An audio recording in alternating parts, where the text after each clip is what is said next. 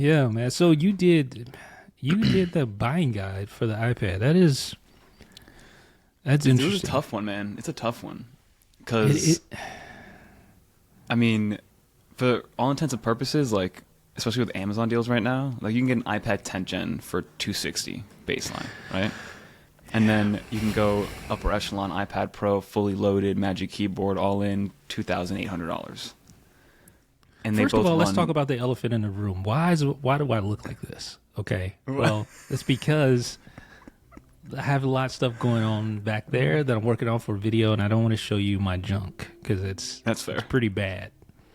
Like I So said, I'm at it looks Apple like you're Park, actually there. You know? kind of, yeah, except for like the little fringes.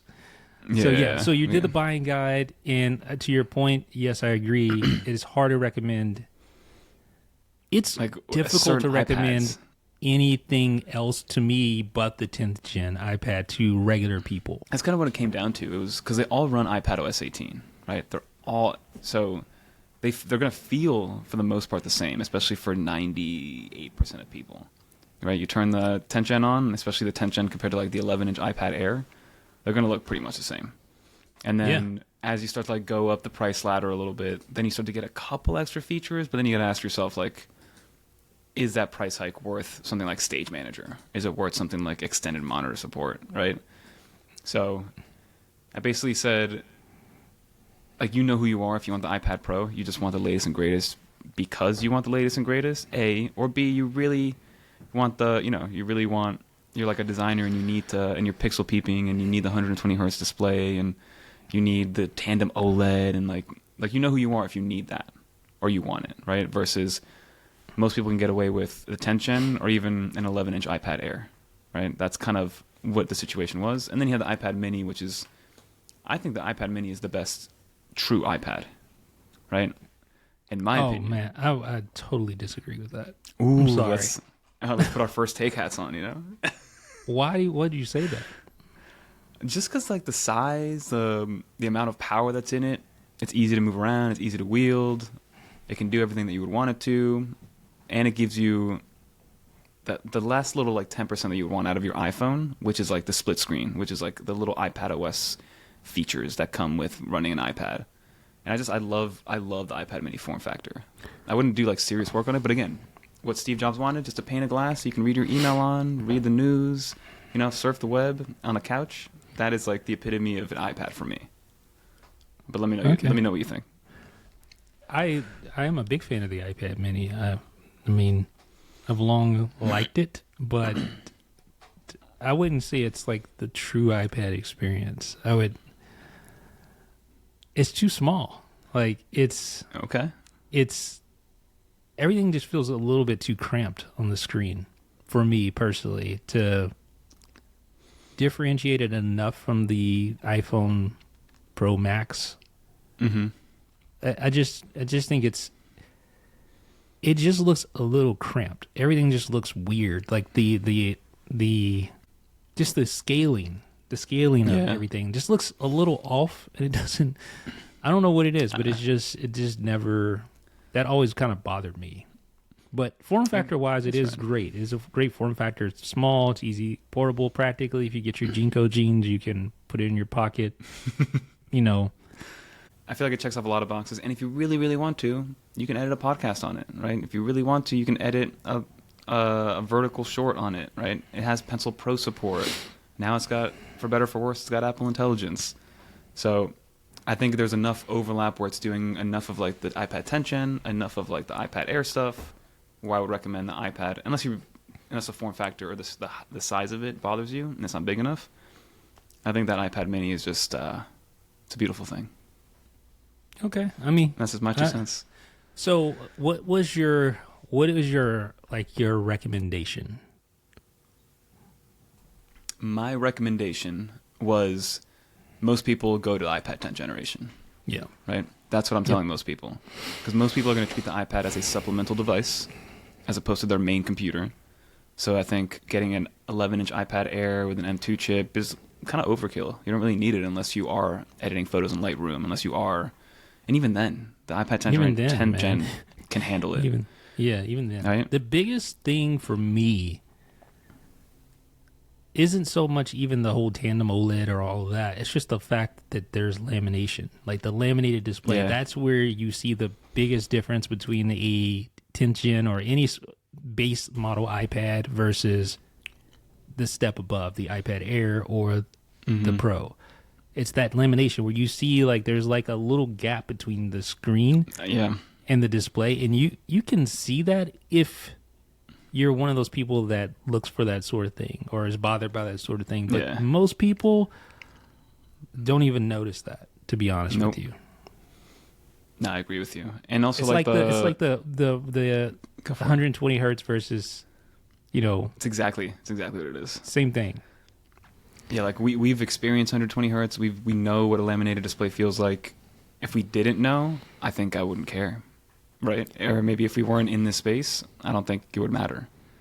Right, so I think that's what the big feature is. I think 90% of people are going to be more than happy with an iPad 10th generation, especially because the size is still good enough. It's still big or big enough. You have the first-party keyboard accessory if you want to. The first-gen Apple Pencil support is an atrocity, and I think that should be thrown out the window ASAP. But it does have USB-C Apple Pencil support, so that kind of fixes that problem. So that was my main recommendation. If you want the 10.9 inch, if you want simplicity, if you just want something that works, throw around, it can handle 95% of the stuff that you want, and you don't really care about the hardware, then go for it. I think that's a good one. Hard agree. Yeah, I mean 10th gen, especially at the prices now, it's crazy. Like $259 on Amazon. Yeah, that's a crazy that's wild. Deal. Yeah, and this and if is you guys what don't that? care about that's the A14 Pro or A14. It's the iPhone 12, the iPhone 12 chip. I think it's the 14, I believe. Yeah. So I need to do better about keeping up with this stuff. Yeah, a little bit dated, but not much. Still totally capable. Yeah, I'm sure. I feel like that one's the next one to get some sort of, because I think that's the only Apple computer iPad that doesn't support Apple Intelligence right now. So I think Apple's bringing something there next. I'm sure. For sure, yeah. Because I'm sure they want their entire lineup to be able to do all the Apple Intelligence stuff since they're marketing it so much. Yeah, it's. Yeah, I would agree with that. It's definitely going to get, all the necessary hardware to work with Apple Intelligence in the in the next release. But even without Apple Intelligence, to me, like I would not. If you're buying an iPad, and I wouldn't let the lack of Apple Intelligence really influence that decision at all, especially given the price. I just wouldn't. It's not. I mean, this is still a feature that's being built out, still kind of evolving, so to speak, and it's not all the way baked yet. So I wouldn't let that hold me back at all. Yeah, it's A14 Bionic chip. So okay, yeah. Yep. I mean, I would have known that if I didn't do the video yesterday or 2 days ago. And then also one last little tidbit about the absurdity of the prices. If you are okay and you still want a home button and you don't care about the forehead and the chin, the iPad 9th generation is still being sold new from Amazon for like $150. Hey, which is kind of crazy. I don't know. I might change my mind on recommendations now. $150 for that, like. I mean, Apple doesn't sell it, but Amazon does, and that's. Yeah, for those iPad purposes, that's still going to be good enough for the next 3 to 5 years. If you have a grandmother or grandfather or a mom or dad, even like that home button is actually a good thing in some respects. It's like a get out of jail free card. Exactly. Like it's just easy. It's easier to interact with than not having one. So I don't know. In that respect, I think that actually may be an even better deal. the deal of the year. Yeah, which is wild. Yeah, but yeah, I mean, but that's not to say iPad Pro is amazing for what it is. I love that thing. It's got the latest and greatest tech in it. Is it a little overpriced? Maybe, but I have no regrets. I have no regrets having that iPad. Okay, well, good. Yeah.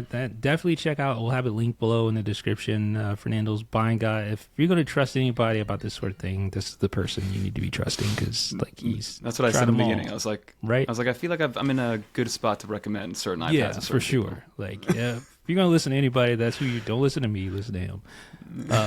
And you spoke about also the iPad Pro revolution or a compromise. That's another video you did that was iPad related. A big iPad week for me, huh? Yeah. What is like? So what was your? Without spoiling it too much, like what was the point of this video? So my whole point was that it had been 5 years since Apple gave iPad its own operating system now, right? Okay. And I feel like every year we're like, oh, next year. Yeah. And next year we're going to get the feature to make us go full out on the iPad, or at least most people, as opposed to just like the select few, including myself, that go full iPad or try to. And what I want to do is just kind of go through what it looked like, how hard is it, how easy is it, how close are we if we are trying to get to that point, and just have an honest conversation of how to get stuff done on the iPad versus getting stuff done on Mac OS, and that there are some growing pains. Like if you want to go full iPad, don't say. If you want to go full iPad, again, I don't want to spoil too much of it, but if you want to go full iPad, it's definitely the more fun device, and I did reiterate that throughout the video because I enjoy going to my iPad more than I enjoy going to a Mac Mini or a laptop. It's like those same people that enjoy pain, kind of the same. Let's relax. Let's relax there. But yeah, I mean, there's some things that are easier to do, but some things that do require multiple steps, that do require certain applications to convert files. And once you figure out your workflow on the iPad, then it's okay. But there's a learning curve to it, and it's just a matter of like, do you want to deal with that learning curve? For sure, yeah. There's. It's certainly capable hardware wise, just pure raw specs. More than capable. It's been more than capable for numerous years now, but it's like it's the software and it's the sort of as I've used this analogy seen countless times, like running through water. It's like it's just everything's just a little bit less optimized or a little bit less functional, where it just takes just a little bit more effort. You can still do it.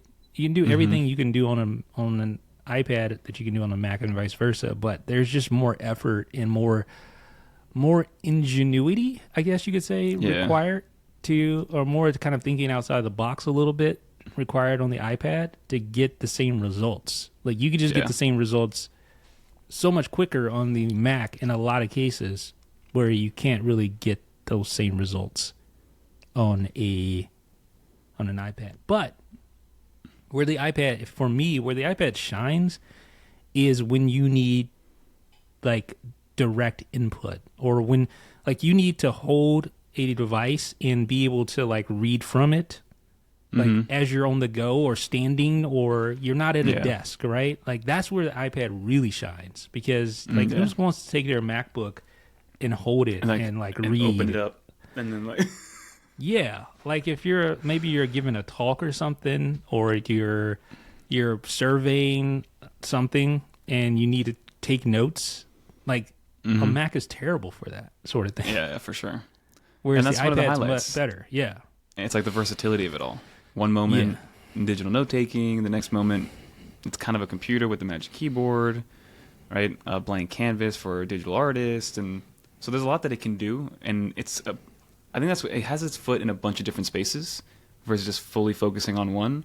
And then also one other thing that kind of is the downfall of the iPad, in my opinion, is that it's not that it's trying to do too much, but it doesn't know what it wants to be sometimes. It doesn't know if it wants to be an iPad. It doesn't know if it wants to be Mac. So then there's like certain nuanced things that you notice where even something as simple as like transferring files, it's like there's multiple ways to do that, which is crazy. So you have to decide which one is the right one for that moment. And then certain applications you can't drag and drop into, so you have to drag it into another folder to then open it through the application. And so little things like that you learn over time that you do with the iPad. Yeah. But I wouldn't have it any other way, baby.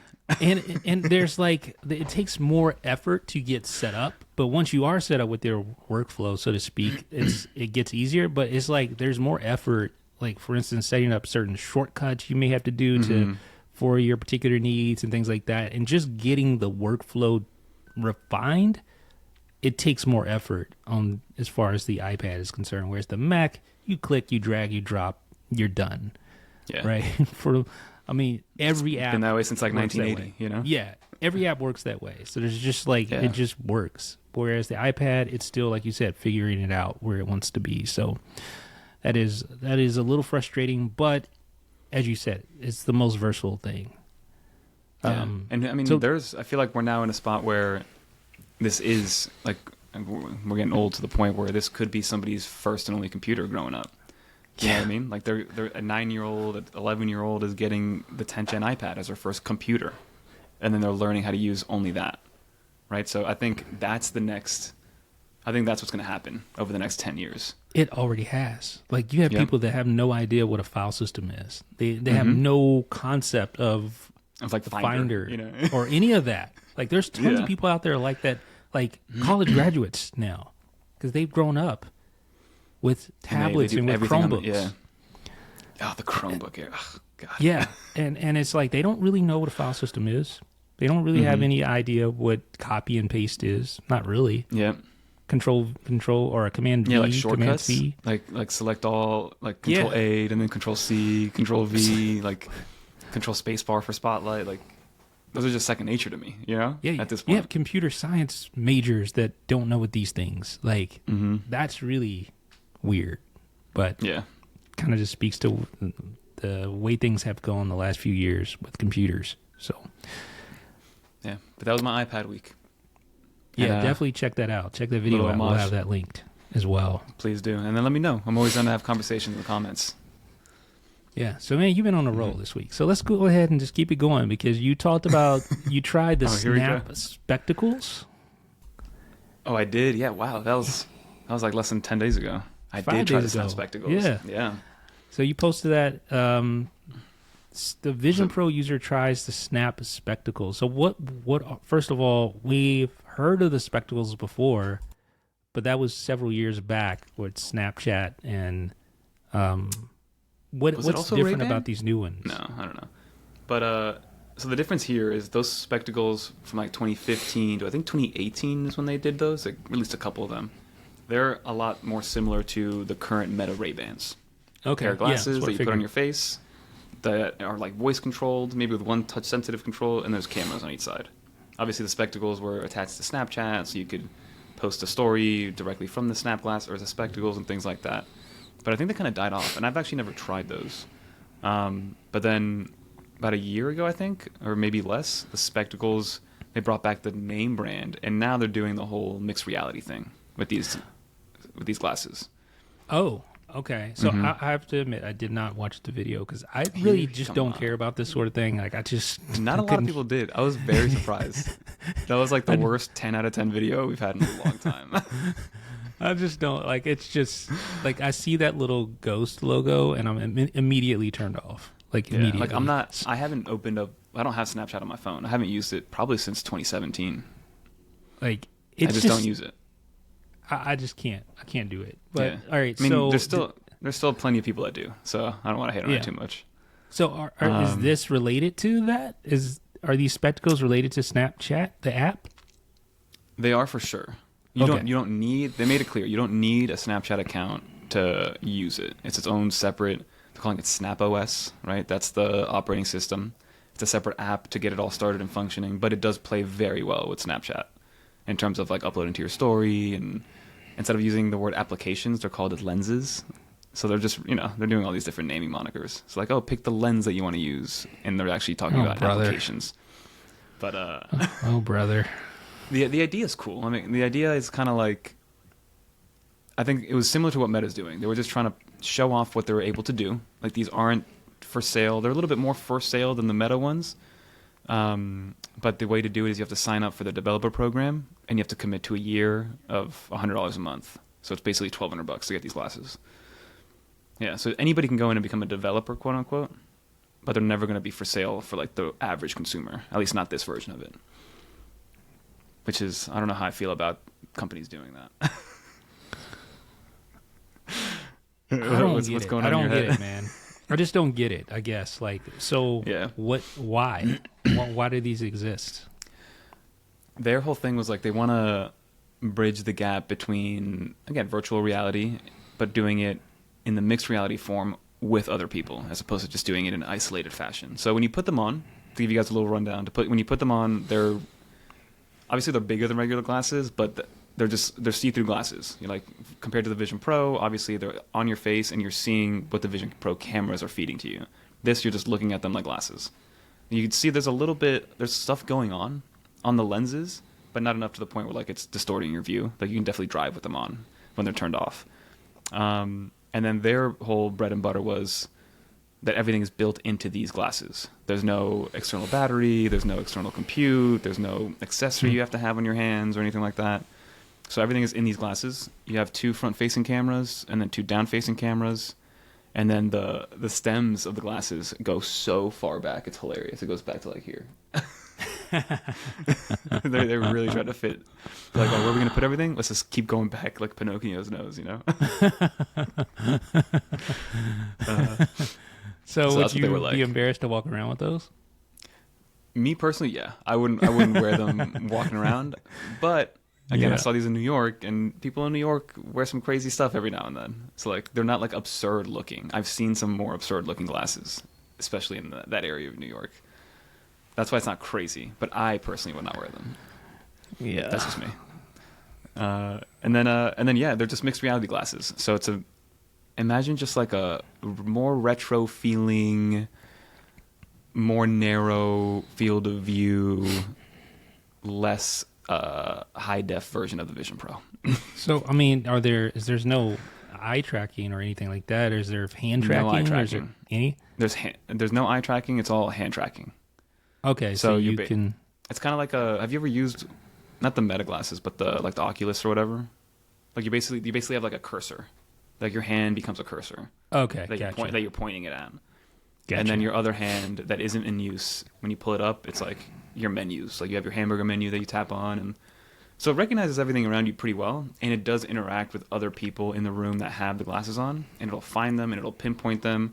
Like the demo, I did a couple demos. The first demo was going to like an Illustrator, so like doing 3D art in space, alongside somebody else had the glasses on. So I saw what they were drawing, they saw what I was drawing, and we could interact with each other in this like 3D environment while drawing, like playing tic-tac-toe in 3D. You know what I mean? Like that was the idea. And so then, when you see somebody else out, like you're just out with these on, you're like, hey, you got $1,200 to burn. Yeah. and then did you ever play Sims growing up? Like the video game? Yeah, I think so. Yeah, the little the computer game? Yeah. Yeah, like in Sims, there was always this like green diamond above your guy. Yeah. And they did the same thing. So like when you're seeing somebody, there's like this yellow diamond above that person. So like they're aware that you guys are sharing the space together. So I mean, there's little cool things like that, but it's just like it's not ready. The biggest thing is the field of view. It kind of feels like, imagine just like a very narrow box in front of you where everything is taking place, and it's like the moment you move, it like disappears. So it's like it'll stay. It's aware of your surroundings. It'll stay where you leave it, but it's kind of like you have these goggles on, and it's like you have to focus in on it, and then you see what you left there, kind of thing. Yeah. So.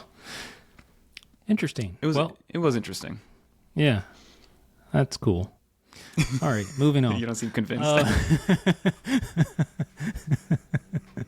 No, seriously. It is cool. Like obviously you're in the infancy of this whole area, this whole wearable sort of glasses thing, and people are just kind of just experimenting. That's basically what this sounds like, an experiment.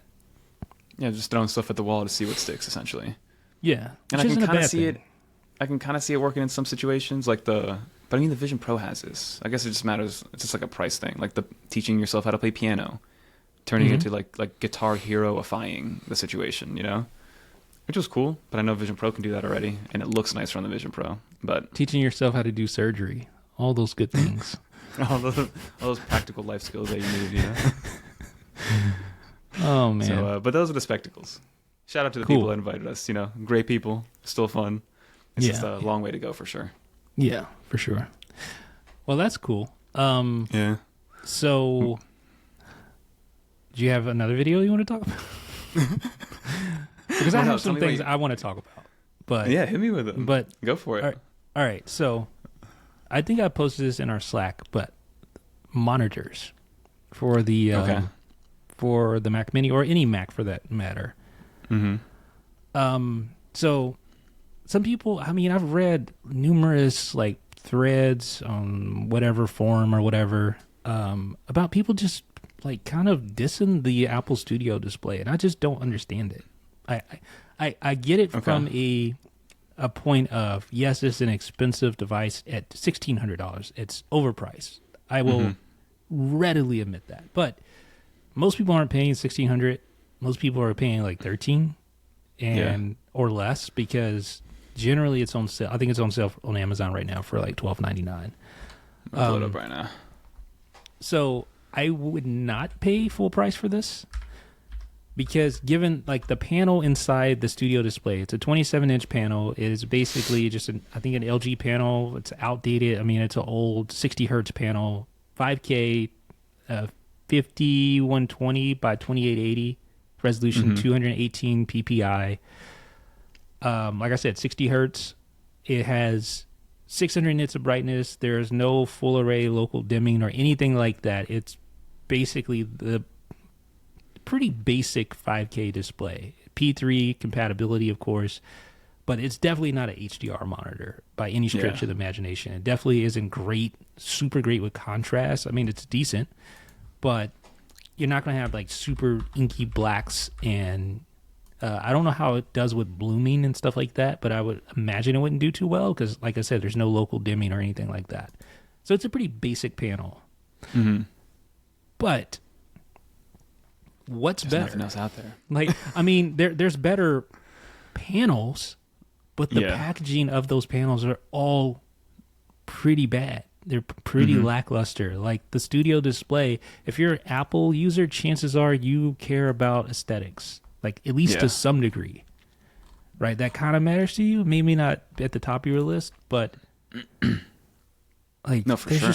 There's no other monitor on the market outside of the Pro Display XDR, to my knowledge, that is competing with this aesthetically, build quality wise, design wise. It looks like it's perfectly designed somewhat for the Mac Mini. The thing it's kind of weird. The corner radius of the Mac Mini is so much different than the corner radius of the stand on the Studio display. It's like, oh, is it? The rounded rectangle is kind of throws me off a little bit, but that's super, super nuanced, not a big deal at all. No, but I get it. Let me but see. I The just Studio don't display like, came out early 22. Yeah. So it has the center stage camera, which isn't great. That's what I'm using right now. I mean, it's 12 megapixel center stage camera.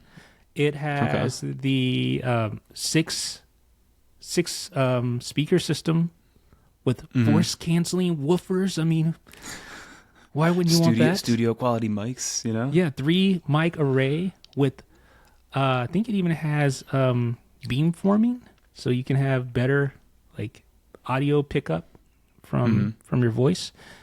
It has an 813 inside, so you get upgradable firmware, which is rarely released, but sometimes we get those. I forgot about that. I forgot that there's like a iPhone chip in there. Yeah. It's one degree less than the iPad mini we talked about, right? Yeah.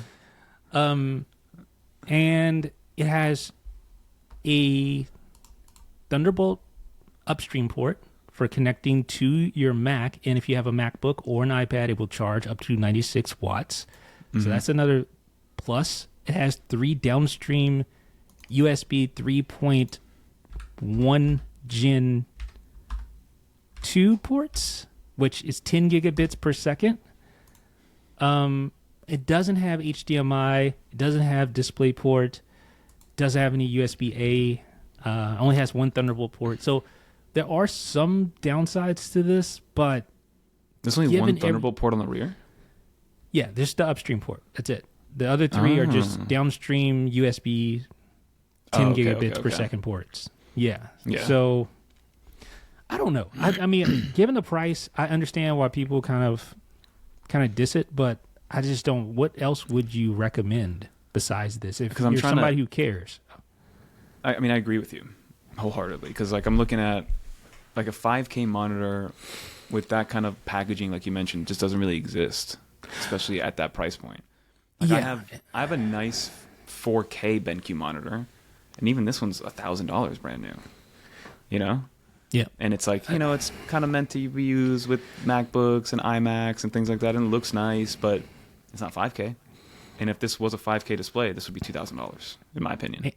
And when you type on your desk, does it kind of wobble? Does the screen kind of do like? Yeah, it does. See, I hate that. I hate that so much. The studio display doesn't do that? No, it's full aluminum. It's just aluminum and glass. Okay. Like, it's solid as a rock. Like, you wouldn't want this thing thrown your way. Now you're making me want to get one. You wouldn't want it thrown your way. And it works with the iPad as well, with the, what's it called, that thing that people hate? The Stage Manager? So it works with the superior way to multitask? Yeah. It works with Stage Manager. There is an Asus display, a 5K display that they just released that I should be getting here in the next week. That is a studio display competitor. It's a 5K panel, and I think it sells for $800. So that's going to be really interesting. I can't wait to compare those two. But even then, I just don't see it living up to the studio display build quality wise. That's a big thing. The build. I mean, another one that I'm kind of looking at is Samsung's Viewfinity. Have you seen that one? I have. It looks pretty much identical. At least I haven't seen it in person, but I guarantee can't imagine it's plastic. Yeah, that's what I was gonna say. Guarantee it's plastic. I haven't actually used it, but because this one's $900 for a 5K 27-inch one. Let me look it up. Yeah. So I mean, it looks decent, Interesting. I love how Samsung does that. It's like, retail $1,600, but get it for $900 today. Yeah. See, first thing I notice about this is that chin. I can't deal with that. I can't deal with it. Oh, that little chin? I can't handle that, man. Yeah, I like uniform bezels for sure. I need uniform bezels. Even though the bezels on the studio display are a little thick, at least they all match. Yeah. That chin is just instantly no. I wonder what this one's made out of. The Viewfinity one, like the stand especially. The stand is probably metal. Mm-hmm. I would guess the stand is metal, but the bezels I'm going to guess are plastic. Okay. I'm going to guess those bezels are plastic. I'm going to guess the back of the unit is plastic as well, and I'm going to guess it wobbles more than your favorite baseball player's bobblehead that you have in your car. Because, dude, that is so... You're the first person to call that out. Because it's something that I just thought you'd have to deal with using monitors. No. Every single monitor I've ever had always wobbles. No, that's not something that should be normalized. Like, that is so horrible. And that's the first thing I notice. It's always the first thing I notice is the first thing that will get that monitor off my desk in an instant. The I can't wobble. handle it. Okay. Yeah. Maybe I'll look at studio displays on Facebook Marketplace, see what they got going on. All right. So to that point, another reason why I like this Apple displays in general, Pro Display XDR included, resale value. Like Pro Display XDRs, if you look on eBay, they're still selling for more than $4,000. The unit by itself is the Pro Display XDR is $5,000, right? You're still seeing them sell for way more than $4,000 on eBay. Because they're never really on sale anywhere. Ever. Ever. You're never going to find them on sale. Isn't that like a 5-year-old display now? It came out in 2019. That's crazy. Yeah. So studio display obviously is not going to be as good from a ratio standpoint as far as resale value, but it's still pretty good. You're not seeing studio displays you're not seeing sub $1,000 studio displays on Amazon, unless it's like they're parting it out or something. Mm-hmm. So like the Pro Display is $5,000 on Amazon. That's crazy. Yeah, like that's what I'm saying. So if you're buying this display, you're going to be able to sell it for not exactly what you got it for, but close to it. So to me, at least it just 80% makes of what you got it for. Yeah, to me, it makes the most sense. People who diss this display, they're not really taking in, the panel's not modern. We get that. But I'd take this panel and this package over a 120 hertz panel that wobbles like that all day long.